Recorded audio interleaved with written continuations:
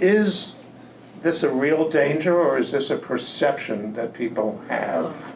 A danger. Well, it's worth having that conversation for a couple of minutes. It's a little thought-provoking, and who wants to be first? So I'm Colleen Chattergoon, and I've been working at the DOT for the past 19 years. I report to Borough Commissioner Ed Pinkar, and Penn South is no stranger to me because I've visited Penn South over the years, whether it was complaints about pedestrian ramps or ponding conditions and signal timing, as a matter of fact. That's a really good question you raise about whether it's danger or perception. It depends on how you're looking at it and the point of view and your perspective. I would want to say maybe it's a combination of both, because when you come out and you step onto the sidewalk as a pedestrian, and especially when you're crossing, you have to look very carefully. And me personally, when I am crossing an intersection where there is a bike lane, I look both ways, because sometimes I would see a cyclist riding in the wrong direction, which again is an enforcement issue. But it all depends on your perception and your observation. This is a pressing issue. It's probably one of the top issues beyond public safety and affordability living in the city. It's probably the top three that we get in the office, is the dangers of e-bikes and e-scooters. So I want to say it's definitely a danger. Now, I want to caveat that by saying I love an e-bike. I ride city bikes sometimes, but they should be able to follow the law. It's not that complex. There should be enforcement. There should be new legislation to make sure that we accommodate how much has changed, even pre-COVID, but post-COVID. In short, we welcome alternatives to cars. We welcome bikes. We welcome e-bikes and scooters. But the city wasn't ready for the change. And part of that is what I want to talk about tonight, without going too long in my intro, is it's a danger because our infrastructure wasn't ready. And it's changing, thanks to Councilmember Eric Botcher who's coming, and others. It's changing. We're getting better bike lanes, safer bike lanes, but we're still not there yet. And we're proposing legislation to meet and try to solve the danger, which won't happen overnight. But I'm telling you, I can't tell you how many times I've walked my dog Radar. I know people have heard this story a million times. My staff is probably rolling their eyes, that someone on City Bike is going the wrong way and almost hits me in Radar. And you know, my husband always says, don't engage, don't yell at them. I want to yell at them. And a lot of other times people want to hurry to deliver food, and I don't blame the delivery sisters, but they're under all this pressure to deliver their food. Why I introduced the Commercial Licensing Act with State Senator Brett Holman-Siegel, who's also on his way. They're under pressure to get our food to us in 15, 20 minutes. So anyway, we'll go more into that because I don't want it to just be me speaking tonight. But I want to thank Gary for inviting us tonight and organizing this, and Amber, and Matt from Penn South Social Services, and Sally Greenspan, who started with many others folks and leaders, Pedestrians for Safe Streets. I get the name right? Bike safety. Bike safety, yes. But let's keep talking about it, because we do have solutions. They're not going to happen overnight, and it's starting to hopefully get a little bit better, but we can't always forget that it's infrastructure, legislation, and enforcement, which never happens enough. And we've talked to the NYPD about it, but we have other creative ideas to hopefully help the NYPD. Can we give Gary a round of applause for organizing this? For months he's been working on this. Well, it's the middle of winter, so we're not dealing with, I think we have to go by the law of averages here, not the coldest month of the year. It is a danger, and I think what we're dealing with here is an example of when there's changes in society and technology, and the policy hasn't caught up. That's what we're dealing. Just another example is the batteries from e-bikes that are causing really serious fires around the city. The policies were slow to catch up to this huge explosion of e-bike usage, and so the city council, we illegalized the sale of unregistered, the kind of like black market batteries. Those explode if you buy a certified, that's it. If you buy a certified battery, that's not gonna happen. So that's an example of us catching up. That's happening also with the issue of cycling and e-bikes. It's been one of the biggest changes that I've seen in New York since I moved here in 2001. I'm one of the people who've benefited from it because I bike almost everywhere, except City Hall. That's too far. Max does, even in this weather. But it infuriates me when I'm in a bike lane and I'm stopping at a red light and people are blowing past me, causing pedestrians to jump out of the way. So it's a good thing, but it has to be used responsibly, which I hope we're going to talk about tonight. Actually, the people who are in the most danger on e-bikes are the deliveristas. And since 2020, 40 of these delivery people have been killed on the streets trying to do their jobs. So it's just something to, a lot of times, you know, they get demonized for this, that, the other thing, but their job is really dangerous. It may be even more difficult than construction, particularly non-union construction. So. Look, I got a ticket once, I admit it. I was driving past Penn Station and I slowed down instead of coming to full stop. And a police officer did give me a ticket. And I was surprised. I was like, oh my God, I've never seen that happen. And it got me to stop more often every time I'm at a light. But I noticed every other time I rode City Bike, I never saw an officer. So we've asked the precinct that. We've asked the police officers this. And honestly, some of them have been honest and said, look, there's just not enough of us. We want to stop tough crime. You want us to focus on bikes? You want us to focus on assaults? And I said, well, is there a way you can dedicate the officers I see on the beat just waiting for crime to happen to shift up? And he rolled his eyes. And he repeated what he said back to me. We have an idea, I've been talking to with State Senator Brownholm and Siegel, that actually originated at London Terrace. I think I was there with Councilmember Botcher that night. Why don't we create a new enforcement agency or fund it? Easier said than done, but we're looking at that. You know, I think it's Sweden, don't quote me, my staff will follow up. There is a city in Europe that has specifically funded traffic enforcement agents that are not their police. And they enforce bike safety all the time. Whether it works or not, I'm not sure.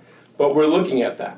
Clearly, we're in a year of tough budgets, so it may not happen overnight. But we have to look at other creative ways of traffic enforcement education, which I know Councilmember Eric Botcher will talk about it. Also educating folks. We've met with the State Senator Brownholm and Siegel and State Senator Liz Kruger, had a great meeting that we were at, they organized with us, to talk to the delivery apps on educating their delivery folks who we love, and like you said, have a very tough job. But their education was, Sally was there and others, press a button, these are the rules, get past it, you know it. I mean, they're in a hurry to make deliveries and make money. They just clicked it. They weren't really trained. A lot of folks come from other nations, cultures different, where some of their traffic issues are far worse. You know, I was in Israel recently, and I got out of the bus, and I almost got hit by a bike, and I said, oh, it's not just New York. But I was in Amsterdam several years ago, and it was like heaven. I didn't see bikes coming onto the sidewalk, because they had dedicated bike lanes that almost had walls, and they had an enforcement person there giving tickets to somebody who decided to break the rules, and I was amazed. This is before I was elected. If they can do it, why can't New York City do it? I just want to add to that enforcement is very important in a lot of the work that we do at DOT. We have what's called safety improvement projects, and a lot of these projects, we share them with we have briefings with the elected officials. Councilmember Botcher can vouch on that. We have pre-meetings with the elected officials, with city agencies, including NYPD, if it involves FDNY as well, and Department of Sanitation. So what we do, we share those projects, the information with them to make sure that there are no issues when it comes to implementation. And a lot of our bike lane installations, we review them with NYPD and of course with FDNY and sanitation, because again, we want to make sure that there's a smooth transition. But going back to what the Assembly member is saying is that education is very important, and enforcement is also important, because in order for us to have success with the use of the roadway, we have to have enforcement by NYPD. So, it's very important. Enforcement is important mainly because it shapes behavior, it shapes norms in the public sphere.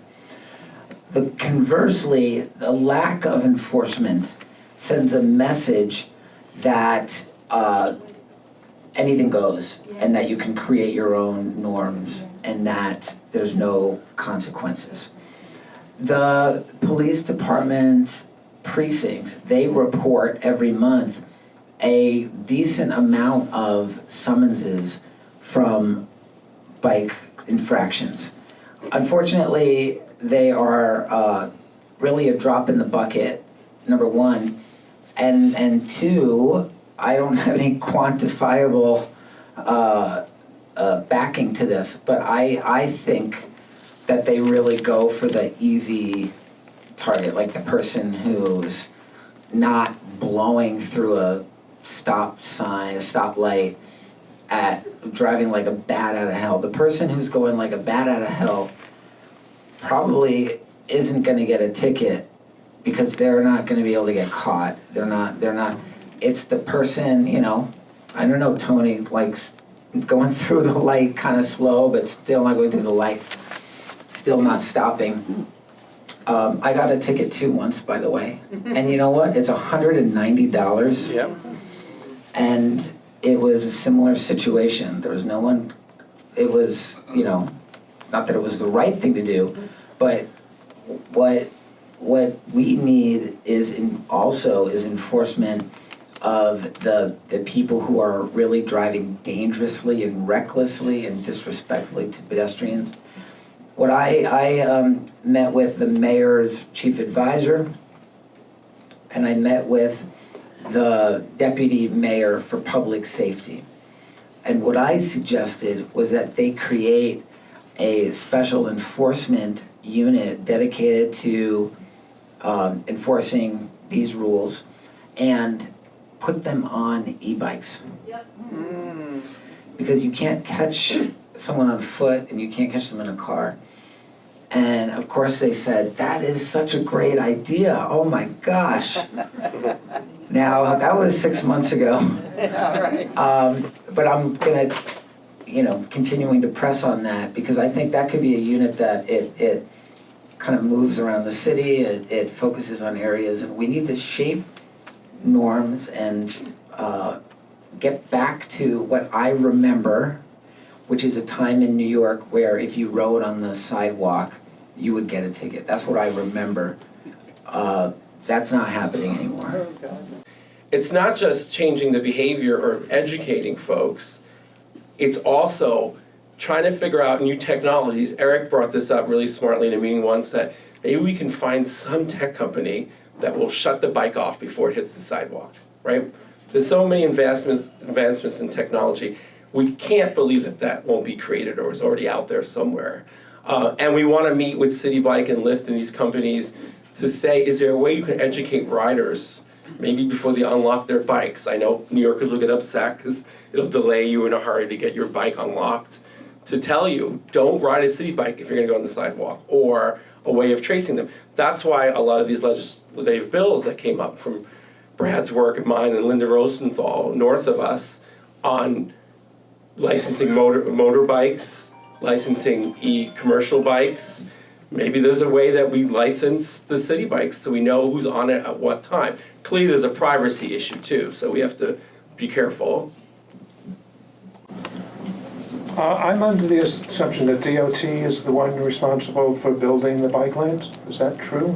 That's correct. So when they're planned, is there any, what's the thought given to, so they're made safe for bicyclists, we know, like safe bike lanes, but what about, is there thought given to, how pedestrians will fare when the bike lanes are built?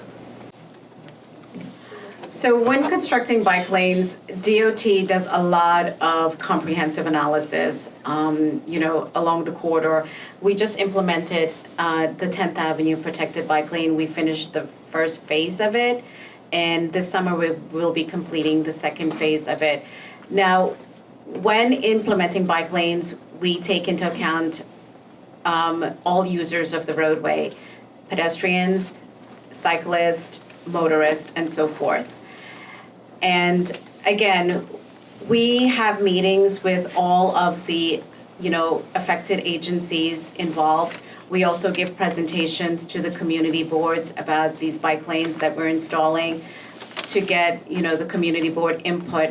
Whether modifications need to be made, we also work with the community board, with the elected officials, and with residents if modifications are needed to be. But bike lane, what you have seen is a major improvement.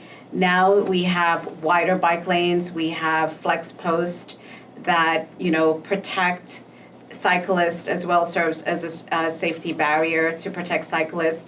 We also have what you would call, areas where are delineated as well to clearly protect pedestrians as well. And as I was walking here, I saw there's quite a few construction in front of Penn South. And Gee, you think? Yeah, gee, you think? form. Different, right? But I noticed that the contractor worked with DOT, with our OCMC division, for a bike lane stipulation which segregates the bike lane from the pedestrians, because we have to keep in mind and consider the safety of all users of the roadway. What I never understood, now DOT probably be mad at me after this comment, but why can't, I love the 10th Avenue bike lane. I love that it's wider and has, what's that you fought for, The pedestrian island. the island, because it's harder for the cars to go in and the bike to come out, and less room for an accident, right? Yes. But why don't we build bike lanes like York with walls, or so a car, because it's to we want to protect pedestrians, we also want to protect the bikers. Why don't we? I know I've heard DOT tell me money, but I'm sure there's so many lawsuits and money wasted that we can save somewhere where the infrastructure is even better than it is now, where it'd be impossible to park a car in the bike lane, or almost impossible for a bike. It won't be perfect, I get it. At the intersections, people could still jump onto the sidewalk, but that's the part of education and enforcement. In a perfect world, that would be ideal, but what we've learned with the implementation of bike lanes is that, the treatments that we have used in terms of pedestrian islands, which is what you just mentioned, that provides to serve as shortening the crossing distance for pedestrians as they cross. We also, when we implementing bike lanes, we also look at the signal timing of the intersections to see what modifications we can make if we can allow more time for pedestrians to cross, and if turning lanes are needed at an intersection that would help with the smooth transition of pedestrians crossing as well, and cyclists as well at the intersection. Delivery people. So we know what the reality is of this very dangerous occupation. What are the chances, one of the laws that is being introduced would force companies that employ bike delivery people to ensure them, to take responsibility, to pay any fines. Is that a possibility? Could that happen, or who would enforce that? I don't think it would be the police. So the question was, Thank you. my bill with State Senator Brett Harman Siegel, I think there's one in the council as well, licenses commercial e-bikes and e-scooters. This is where the deliveristas come in, who, I want to say again, we love and do a hard job. But the but is they're under pressure to deliver food in a hurry. And that's how they make their tips.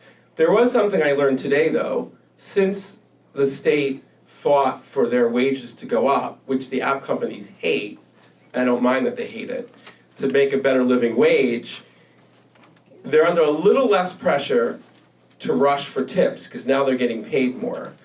And I know a lot of folks know that, that's a pretty new law. And we're hoping that disincentivizes them rushing for deliveries. But it won't solve the whole problem. I think, Gary, your exact question was, how do you enforce the bill if we pass it? That's always a good question. But right now, the onus would be on the corporations. If you're like, I don't know, my friends at DoorDash will probably call me after this. If you're at DoorDash and you're forcing deliveries to deliver in 15, 30 minutes, the cost and the fines will go to DoorDash, not the delivery man or woman, if they're breaking the rules. And Linda Rosenthal has a great bill, some of them are Linda Rosenthal, that about liability insurance. A third party, like an app, would have to provide insurance.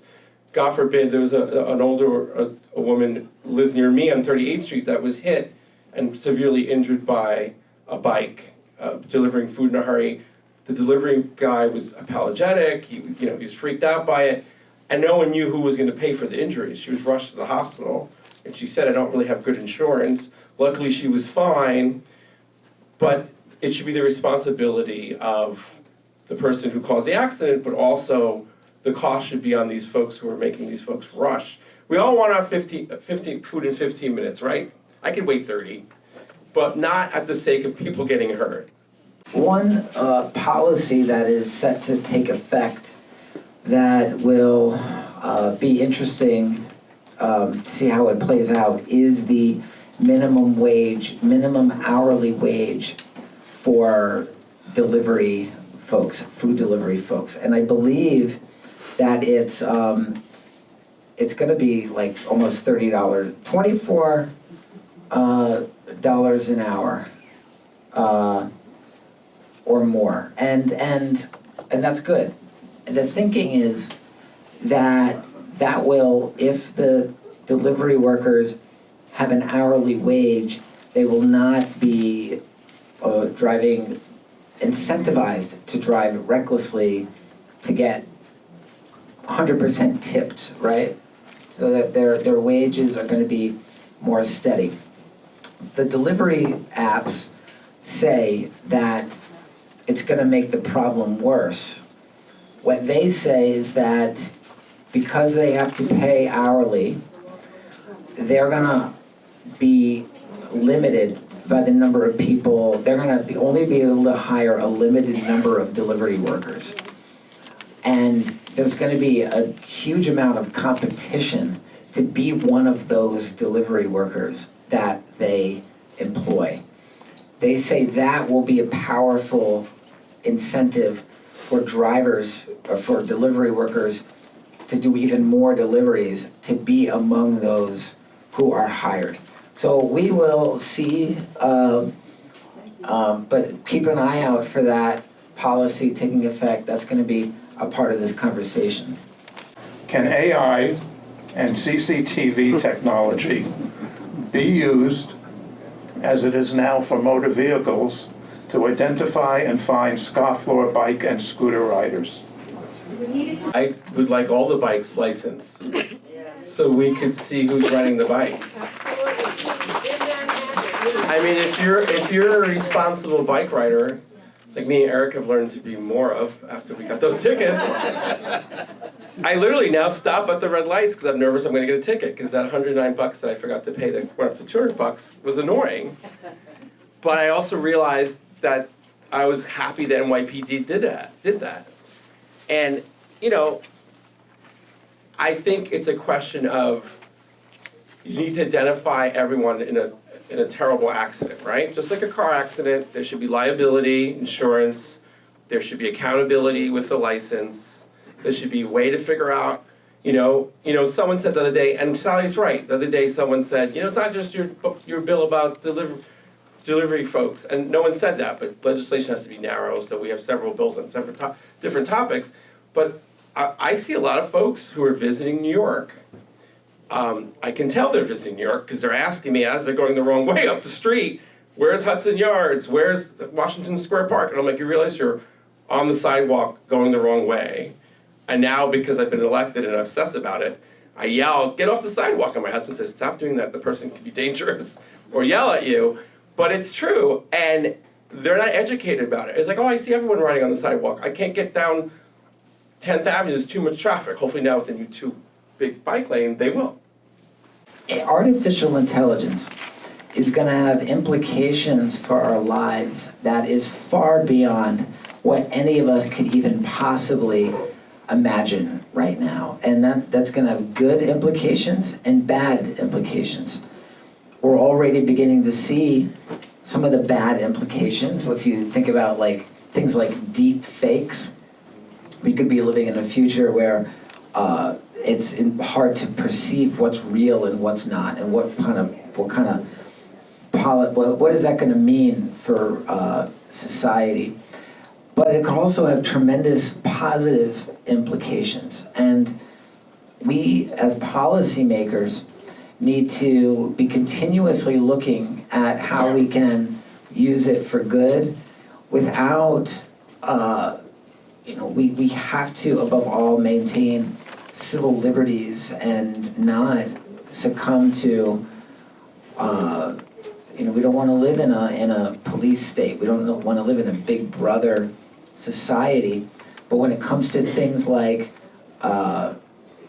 using GPS to ensure that bikes don't ride where they're not supposed to ride, there are tremendous implications that, like Tony said, when we met with Grubhub and Seamless, I said to them that you have these apps that these delivery folks are using, and you can't count on the city to just enforce these rules. You have to start thinking out of the box with respect to how you can use technology to better the behavior of the workers. One thing I suggested to them, and I've been looking into how this could be legislated, is if there's a way to assign some kind of safety rating to their delivery workers, and it doesn't necessarily have to be punitive, but it could actually reward a good safety rating if they're able to, on the app, know how often the drivers are going with traffic, how often they're off the sidewalk, how often they're stopping at intersections, and that rating could be something that that delivery workers aspire to, the way that people aspire to have a good like Uber or Lyft rating. So we have to start thinking creatively and embrace technology as potential solutions to these new and emerging issues. I definitely think beyond passing these laws, which are necessary, that people are licensed, that people are accountable, we can't let go of enforcement. We have to figure out if the NYPD is not going to do it, who will do it. But I agree with Eric. I mean, we do need civil liberties. We don't want folks targeting people on cameras and, one person or 2 people. But, we do it for automobiles. There's cameras everywhere when you speed. There's ways of identifying folks because a car has a license. That's even a problem now. There are a lot of folks committing crimes with unlicensed cars, right? So why would you want an unlicensed car? You should have an unlicensed bike if you're an avid bike rider, or some way of being accountable if you're constantly using city bike when you're visiting the city, constantly breaking the rules. There should be some way that person is held accountable if they're endangering older adults, folks who can't cross the street as quickly. I've seen people walking their dogs get hit by bikes. It's also our beloved pets. It's not just us fellow humans. But I think it's the 3 things we always talk about, that Eric always talks about, and Brad. Infrastructure, better bike lanes, legislation, lots of laws need to catch up. The policy needs to catch up to the fact that everyone I know wants an e-scooter and e-bike. And thirdly, enforcement. We're not going to solve the problem unless you have all 3. What about speed bumps on the bike paths? Wow. So I wish AI can type for me because I type every day and my fingers are exhausted. So speed bump in a bike lane, that would not be feasible, practical, or safe from a cyclist point of view. Because you want a smooth transition when you're riding your bicycle. And I'm sure Councilmember Botcher will agree with me on this, and so is the Assembly member. You don't want to be thudding, or, you want a smooth transition. That's something that we would not do at the moment. I know, I don't know if I totally agree, but I think we'd have to look at it. I think bikes are definitely different than cars, right? I mean, I don't know. I know when I was younger, if I saw a speed bump, I'd want to jump off the speed bump to see how fast I can go. So you may be encouraging bikers to be a little crazier, but I'm not an expert on this. We'd have to talk to the transportation expert. Do speed bumps work as well as they do with cars? Some people will argue they don't work with cars either. On cars, I think we should lower the speed limit, like Sammy's law, to make the streets safer. Motorcycles. Recently, I've seen a lot of full-size motorcycles going through red lights. Do the license plate cameras not work for motorcycles? The license plate readers do work for motorcycles, but they don't capture vehicles in the bike lanes. There is legislation in Albany that would permit cameras to capture vehicles in bike lanes. It's been a big problem up in Hell's Kitchen on 11th Avenue, the tunnel traffic. You have cars deciding, rather than waiting in traffic, they're gonna zip down the bike lane right down to the tunnel. On 10th Avenue in the new bike lane, you have cars deciding that instead of riding in the car lanes, they're gonna take the bike lane all the way up 10th Avenue. And we've done walkthroughs and site visits with the Department of Transportation and the precincts. And the current modes of enforcement just aren't working because they're just not catching people in the act. And if they do, there isn't much they can do to catch them. You can't put a physical barrier necessarily because they have to plow bike lanes. The emergency vehicles use bike lanes, which is actually an advantage for ambulances and stuff. An ambulance can use a bike lane if they have to, and that wouldn't be able to happen if you put like a post in the middle of it. But what I'd like to see is more camera enforcement of things like motorcycles and scooters. When I'm in the bike lane, it really bothers me when there's a motorized scooter coming up behind me or even going the wrong way. I want that person to get a ticket because they're in a motorized, licensed vehicle. Will new laws cover bikes on the sidewalks? Welcome. Good evening. Thank you, Gary, for organizing this. I know that it's good to see my colleagues here. I was at a Moms for Liberty protest. They're the right-wing group that is trying to ban books across the country, including New York State, apparently. So Tony and I and Councilmember Botcher have been speaking out against their attempts to do so here in our own state. But that said, yes, we do have a number of bills. I know the Assembly member probably spoke about a few of them.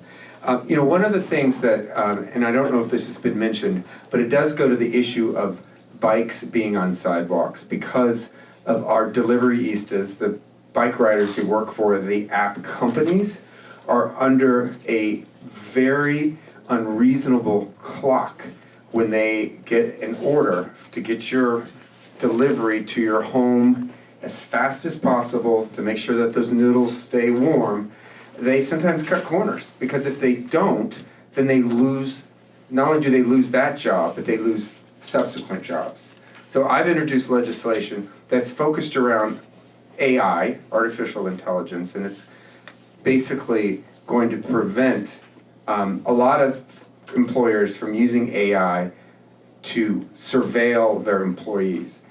One component of that is the app delivery companies that are using AI to put unreasonable time pressures on their workers. So I believe that this legislation could have the effect of keeping delivery drivers off of sidewalks because they're not going to be under the fear of losing their livelihood. And we all understand that these delivery workers, many of them undocumented, working for Uber Eats or Grubhub, is how they get food on the table and get clothes on the backs of their children. So I think this is going to be a humane and important way to help keep cyclists off of sidewalks. What do you need from us to get a new unit that patrols streets on e-bikes? The good news is that I do see the collective organizing having an effect, that you are beginning to see some movement on the issue of more pedestrian safety. And what I would say is, with respect to getting Mayor Adams to do more, I think making your voices heard to the mayor and his team in any way you can is the way to do it. Whether it's contacting them on their website, contacting the mayor on social media channels, speaking with his commissioners, and making it clear that this is a top priority for you, because elected officials, when they wake up in the morning, they're like, what am I going to do today? They're going to focus on what they're hearing most about. And for a long time, this wasn't as prominent of an issue as it is now. That's why I believe that we're beginning to see more happen legislatively. So I would encourage folks to continue to make their voices heard, particularly with the mayor and his team. Email the mayor's office, email enforcement, call your precinct, say, I almost got hit by a car today. The more you report it, just like any violation of the law, the more they'll know it's an issue. Call 311. I have a lot of neighbors who complain to me about this issue, and they're right. And I say, have you called? I noted our office top 3 issues, it's on the top 3. And I tell them, you need to also tell the mayor, you need to tell the NYPD, and they're like, I don't want to bother, NYPD doesn't care. They'll start caring more if they constantly hear a drumbeat, and we constantly talk to them. Like I said, we've gotten tickets for it.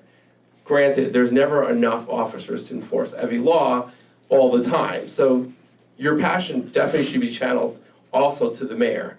We write the laws, but the NYPD is under the mayor, and they should be enforcing the laws. A lot of companies are making a lot of money off of our bicycle lanes, our sidewalks, our crosswalks, and those are the delivery apps. They had the most productive year in terms of sales since the pandemic, and we have to put more responsibility on them to train their drivers to treat us and our neighbors with respect. So again, I know these are only bills, but we do see a lot of movement in Albany on requiring the delivery apps to have a minimum level of insurance coverage. Right now, if you get hit by an Uber cyclist versus a Grubhub, you may be out of pocket for some of your, God forbid, for some of your hospital expenses. We're going to require that gasoline-powered mopeds be registered at the point of sale, just like we require them in New York State for ATR, all-terrain vehicles. In that way, I don't know why my watch is going off. And then we're going to, of course, Assemblymember Simone's bill, which I carry in the Senate, which is going to require the delivery commercial e-bikes to be registered. So all of those bills don't require enforcement necessarily by the NYPD. They require enforcement by some of our state agencies, of course, like the New York State Department of Transportation and the New York State Department of Taxation and Finance. But we think we can get results from that approach too in Albany. So in addition to calling the mayor, call the governor. Call the governor. This is an issue of statewide importance. Sometimes the mayor's slow to act. I don't know if you've noticed. Maybe. You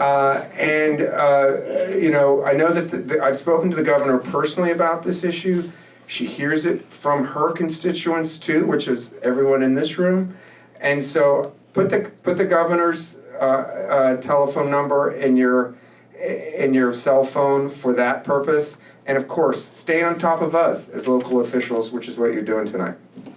Delivery people a lot, but how do we change the behavior of bike riders, like Tony who gets tickets, Eric gets tickets? Just one. Just one. Did you pay it? I paid it You late. paid it, you better, because it just gets to be more. So how I've do- never gotten a ticket. Do you ride a bike? I do. I was stopped once. I talked my way out of it. That's what you want to do. So how do we change behavior of just regular people? So, you know, education is important, and we have our safety education division here. I have two of my colleagues, Eric and Omar, here joining me tonight.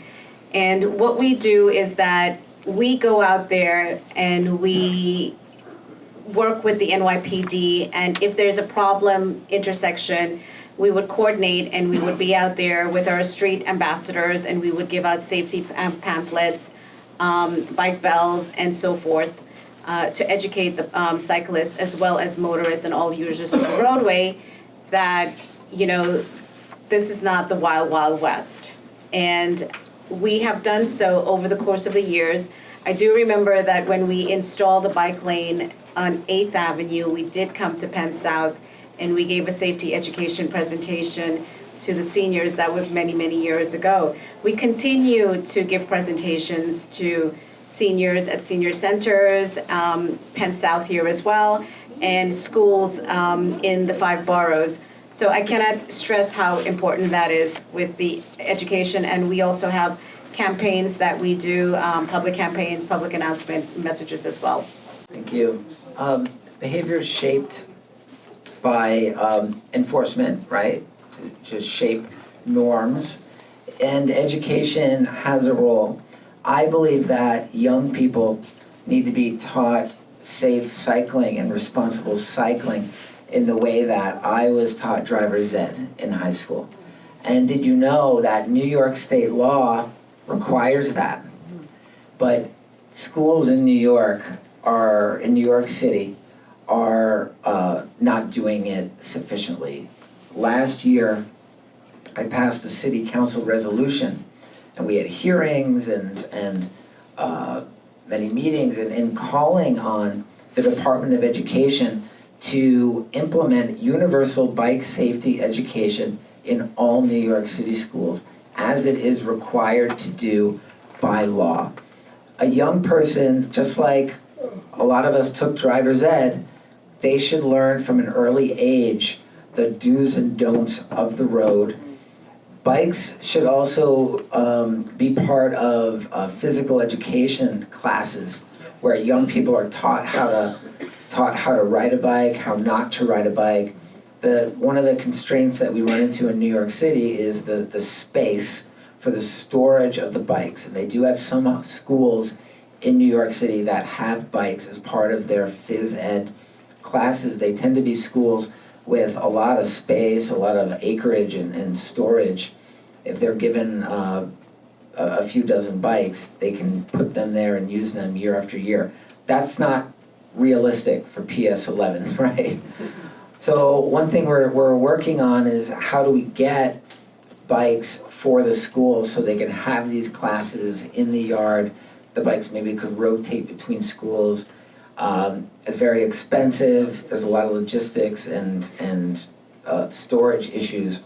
But I believe that that is key to creating a culture of safety and changing norms in our society. You know, I just want to thank Councilmember Botcher for his local public safety awareness campaign that he launched today. Oh yeah, I forgot about that. Yes. Slow the roll, respect the stroll. I got it right. Thank you, yes. Yes, and frankly, why can't this be citywide? I mean, I've heard nothing from the city of New York, I don't know if you have, about bike safety, cycling, awareness for cyclists and pedestrians. This needs to be a citywide campaign. So you have already a template in Councilmember Botcher's PSA that he launched today. Let's make that citywide, and you can put Councilmember Botcher's face all over the city.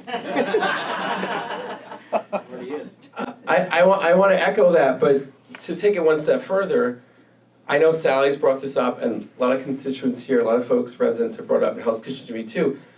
A lot of times they say, it's tourists. It's tourists, it's tourists, it's tourists. I don't want to just blame tourists, because I know it's not all, clearly not all. A lot of them. And tech bros, why don't we, in addition to the mayor, do a PSA with Eric, maybe the mayor, maybe want to see the mayor, an ad with Eric, we should tell NYC and Co. and folks who are coming to New York, if you're gonna, and have Lyft and City Bike that works with Lyft, if you're gonna get on this City Bike, make sure you know the rules. And maybe before you can, I was in a hurry once, late for a constituent meeting down here, and I couldn't get the thing to work on City Bike, and the other one was locked, and I was in a rush. Maybe before it unlocks it should say, don't ride on the sidewalk, don't do this, don't do that. You're being tracked on GPS, maybe not that far, but there's a GPS and a license on here so that you're held accountable if you break the rules when you get on the bike. Could I see a show of hands? Have you done this already? How many people have been? Yes. Yeah. You did it. How many people raised their hands? Almost the entire room. Wow. Had a bike incident? Yeah, had a bike incident. Almost Can- the entire room. Almost the entire room. Okay, thank you for the benefit of me. Yeah, thank you. Horrible. Okay, thank you. I just wanted to see that. But I think Councilmember Botcher should speak about his PSA. Brad? I think he should, and before he does, we bought a booklet. It's a small, cute little booklet, and it's called it's called our Bike Smart, and we bought it. It's in Spanish, English, and Chinese, and it's in the front there. So when you leave, you can please take a copy. Link NYC kiosks throughout Council District 3, which is Hudson Square, the West Village, Chelsea, Hell's Kitchen, Times Square, the Flatiron District, the Garment District. They will be displaying, as of today, they are displaying the campaign that says, slow your roll, respect the stroll. Please yield to pedestrians, don't bike on the sidewalk, stop at red lights, and don't bike against traffic. It's very simple. It's four points, and it's airing in Spanish and English, and we're gonna have more languages down the road. To me, this complements our efforts when we create bike lanes and safe infrastructure and promote cycling. We have to accompany it with responsible behavior and education and messaging. So this goes hand in hand with all those other efforts, with the legislation that we're talking about today. It's not gonna solve everything, but it's something we can do, and it's starting today.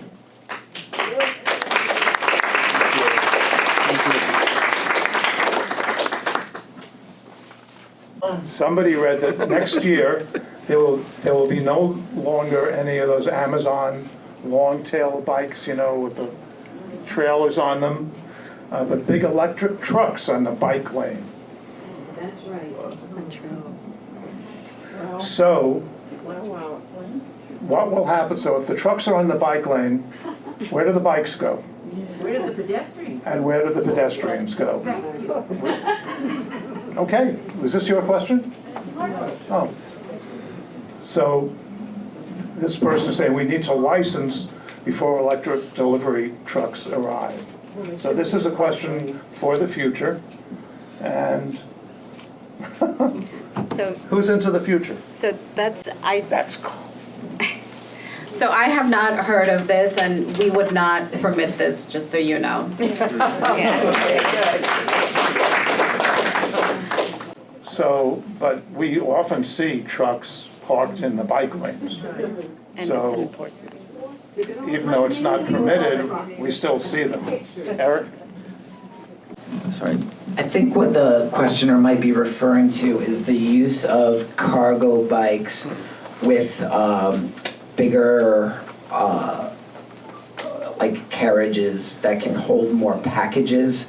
And the goal in the thinking there is to reduce the number of trucks from Amazon and UPS and such that are basically like parking on the side of the road and turning it into like a distribution center. So how do we get away from these really big trucks with many, many packages and sort of break it down and have a like a smaller distribution centers where the packages could be brought via cycle out to buildings and reduce the amount of trucks on the road that are quite dangerous. The safety statistics with the delivery trucks are not good, and they spew fossil fuel exhausts, and they consume fossil fuels, and they turn our sidewalks into like mini distribution centers. So it's but I think the question is a good one, that if these delivery bikes, as they become larger,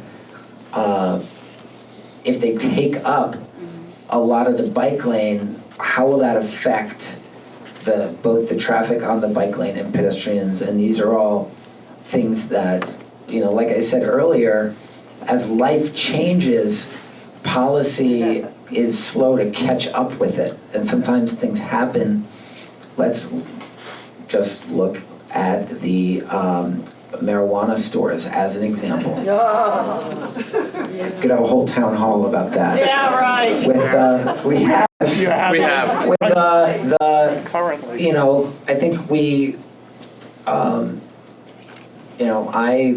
I know my colleagues strongly support the legalization of cannabis, but what happened is under Governor Cuomo, they legalized it, and then the governor slow-walked the licensing of any legal, and there was a huge vacuum, and it turns out the enforcement measures to shut down the illegal stores that filled that vacuum were inadequate. And Senator Hoyleman Siegel and Assemblymember Simone have been way out there on this issue to strengthen the enforcement and to get these closed down. We're working on that at the city level. But another an example of policy catching up with what's happening out there in the real world. Yeah, just wanted to add that now that Councilmember Bottcher explained it much more better, we have an Office of Freight and Mobility, and we work very closely with Amazon and with their cargo delivery services.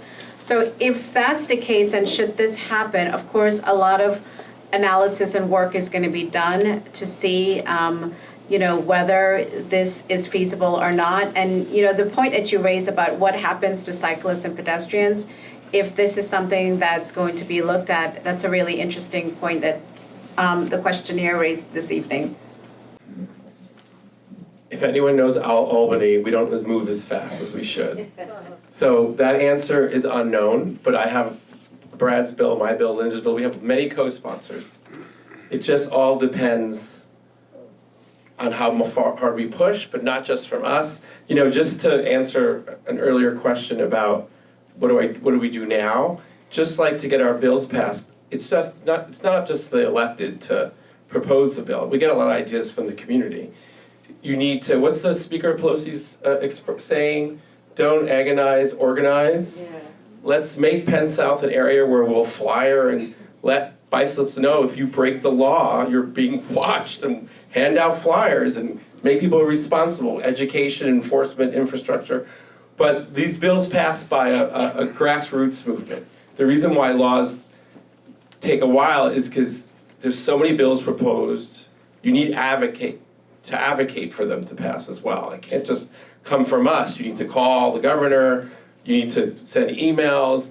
Believe me, people notice. When an elected official gets 1,000 emails on a topic and the governor gets it, and then legislation is proposed, it passes, but it doesn't happen in one session. So I don't know if anyone has an answer. Brian probably has a better answer, but it takes a few sessions sometimes to pass a bill.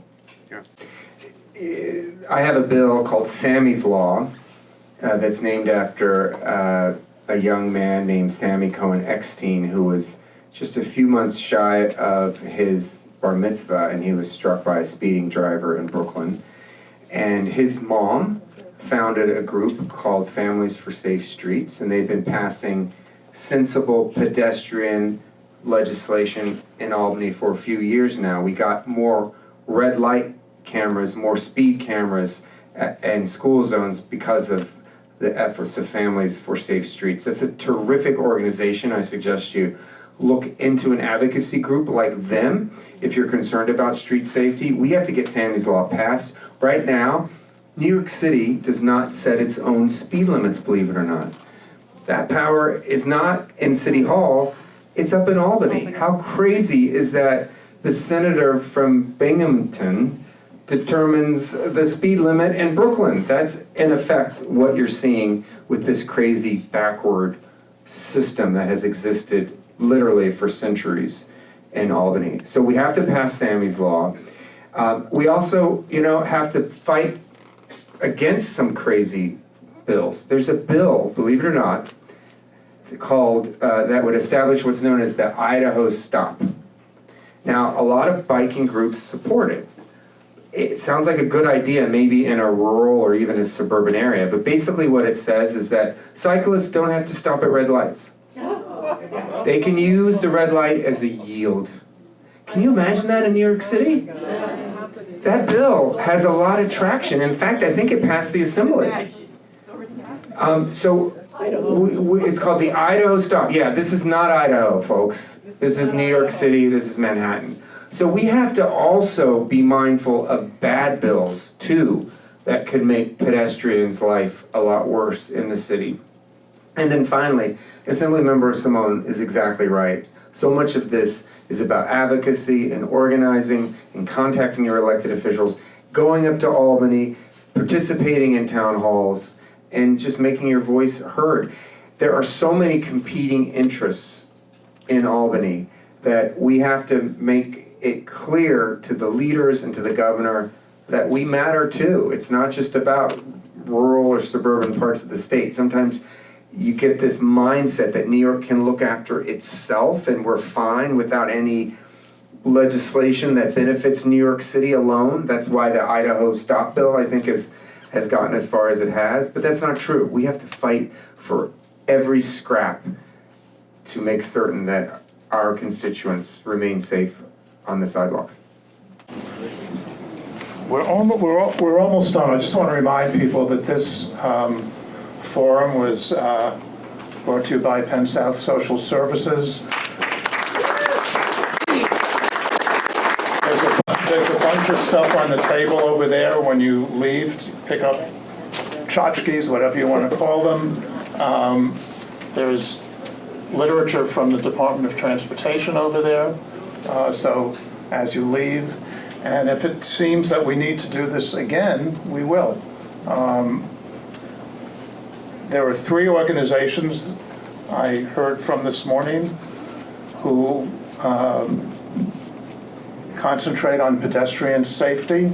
She's one of them, right? Yeah. The lady in green? So if we had the names of those 3 organizations, maybe we'll organize something, in a little while around that. Maybe when I'm in Paris Or Idaho. or Idaho. Yeah, I'm going to join a militia with the Mothers of Liberty. Oh, man. Very good. Two people would like to know why less traveled avenues can't be used for bike lanes. I have no idea which avenues those are. Can I answer that? Sure. I've heard that suggestion over the years is why do we need a bike lane on it why do you have to go up 8th? Why don't you drive over to 10th and go up 10th? That's just not how New Yorkers do. We go for the shortest. Look, New Yorkers, if you're walking and there's no car coming, you're just gonna walk. And even if there is a car coming, you might still walk if you time it out just right. If you're going somewhere mid-block, you're gonna cross mid-block. You're not gonna walk if there's no car coming. Sometimes if there is a car coming, but you're not gonna walk to the corner, cross, and then walk back. So we have to be realistic about how people travel. They don't go far out of their way to search for a bike lane. They're gonna take the shortest distance. Absolutely. That's correct. When we look at bike lanes, we look at connectivity and we look at the routes. A lot of our bike lanes, as you see, they're on very heavily used avenues as well as on cross streets. And careful analysis is done when we are proposing bike lanes along these routes, where we would do our analysis, we would meet with the stakeholders, property owners along the corridors and so forth. Colleen Chattergoon is one of the best in the business, so we're lucky we have her. I worked with her since I was chair of Community Board 2. I was chair of the Traffic and Transportation Committee of Community Board 2, which is kind of a joke since I don't drive. I do have a license, but I am terrible at directions. I'm like, so what the council member says is absolutely correct about how I find my way. But I just want to thank you for the input, which is so crucial to prioritize. Think of Albany as a big dinner table with a huge spread of food, and some of the food gets eaten and some of it doesn't. And in order to, I'm really mixing this metaphor, but in order to pursue our agenda, we really have to ensure that our voices are as loud as possible. And again, the competing interests, the special interests, the insurance companies, AAA, the American Automobile Association, the big petroleum. I mean, there's so many interests that, and now the app companies who are not looking out for everyday New Yorkers up in Albany. But that's why we go up there and we try to fight for our constituents and make sure your voice is heard. So keep speaking up. Thank you. Keep speaking up. We got to get louder on this issue, and I think we're off to a good start of this session. I want to echo that, but I do believe that this is a solvable problem. I mean, I'm an eternal optimist. My husband won't always agree on that, because I'll whine to him when things take too long, because my staff will say I'm very impatient. But it's solvable. DOT, and I know Colleen does do a great job, but maybe we should have an education not just for seniors, but education for bikers. And we should figure out how to organize that. I know Eric started this education campaign in the high schools, but we should figure out a way to educate bikers in every language imaginable, because we're an amazing city that welcomes everyone. So we should have it in every language, and sign language, use AI, whatever it takes to educate people. But I believe it's solvable, and it's the three big pillars. It's infrastructure, which is starting, but needs to catch up, like the 10th Avenue bike lane. It's legislation and laws, and it's enforcement. And until we have all three in sync, it's gonna take time. But Brad is right, I know Eric will echo this. The PSAs work, you have to change behavior, call the mayor, call the governor, email them again and again and again.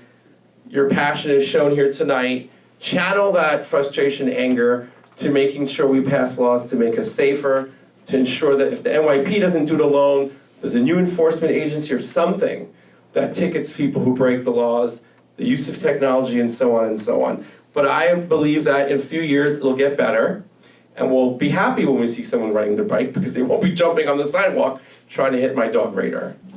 That's an excellent idea for DOT, for us to come together and work with the cyclist community and form an engagement as well. So we're definitely going to look into that, and with our safety education division, to be continued. I want to thank you, Gary, and Edri. I want you all to know that Gary started planning this like over the summer.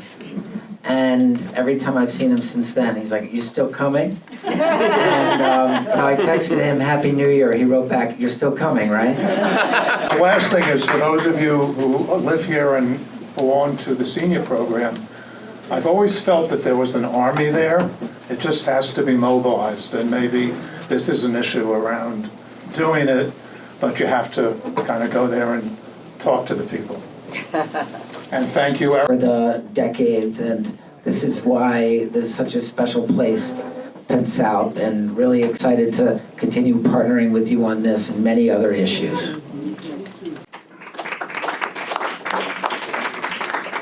And the last thing is, for those of you who live here and belong to the senior program, I've always felt that there was an army there. It just has to be mobilized, and maybe this is an issue around doing it, but you have to kind of go there and talk to the people. And thank you, Eric. Thank you, Colleen. Thank you, Gary. Thank you, Tony. Thank you, Brad. It's been a really good evening. Eric, on the TA for